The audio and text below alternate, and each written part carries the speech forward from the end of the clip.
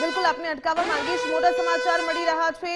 સ્થાનિક સ્વરાજ્યની ચૂંટણીના આ જંગમાં રાજકોટ તરફથી મોટા સમાચાર। કોંગ્રેસના કાર્યકર્તાઓની અટકાયત કરી લેવામાં આવી। રાજકોટમાં 30 થી પણ વધુ કાર્યકર્તાઓની અટકાયત કરવામાં આવી। કોંગ્રેસના કાર્યકર્તાઓ છે તેમની અટકાયત કરવામાં આવી છે। વધુ વિગત મેળવીએ સંવાદદાતા રહીમ લાખાણી પાસેથી।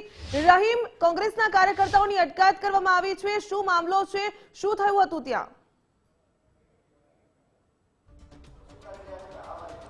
ભાવિકા, ચોક્કસપણે વોર્ડ નંબર 15 એટલે કોંગ્રેસનો ગઢ ગણવામાં આવે છે ને કોંગ્રેસના ગઢમાં જ અત્યાર સુધીમાં 2 કલાકની અંદર લગભગ 10% વધુ મતદાન છે નોંધાયું છે।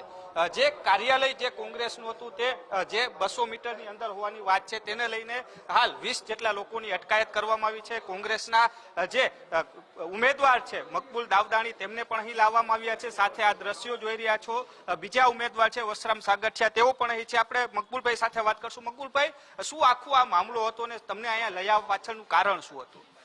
ભાઈ, એક કાર્યાલય મારું હતું એ પેલા 100 મીટરની અંદર હતું, એના માટે મને આચાર સંહિતાના ભંગ માટે અહીંયા લઈ આવ્યા હતા અને મને નોટિસ આપવામાં આવી છે।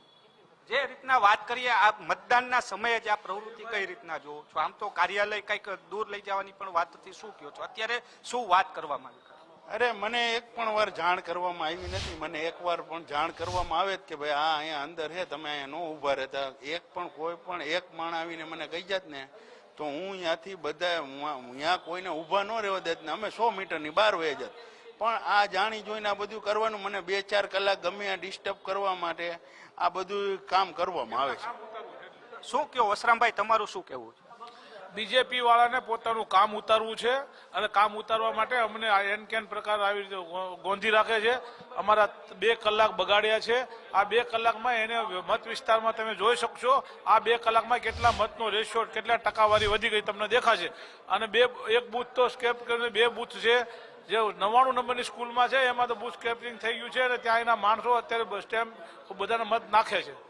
તો ગંભીર આરોપો વચ્ચે મતદાન શરૂ છે। જે રીતના વાત કરીએ, મકબૂલ દાવદાણી છે તેમને લાવવામાં આવ્યા હતા, નોટિસ ઇસ્યુ કરવામાં આવી છે અને હાલ તેમને મુક્ત કરવામાં આવી છે। જે તેમનું જે બૂથ હતું, મતદાન બૂથ, તેનાથી કાર્યાલય તેમનું અંદર આવતું હતું, તેના કારણે તેઓની અટકાયત કરવામાં આવી છે। હાલ તેમને નોટિસ આપીને અત્યારે ગુજરાત ફર્સ્ટની સામે જે એમને કહ્યું કે નોટિસ આપીને તેમને અત્યારે મુક્ત કરવામાં આવ્યા છે। એટલે આગામી સમયમાં આ નોટિસનો જવાબ છે તે કયા રીતના આપશે તે સૌથી મોટો સવાલ ઉત્પન્ન થઈ રહ્યો છે। ભાવિકા, બિલકુલ રહીમ, ધન્યવાદ તમામ જાણકારી સાથે જોડાવા બદલ।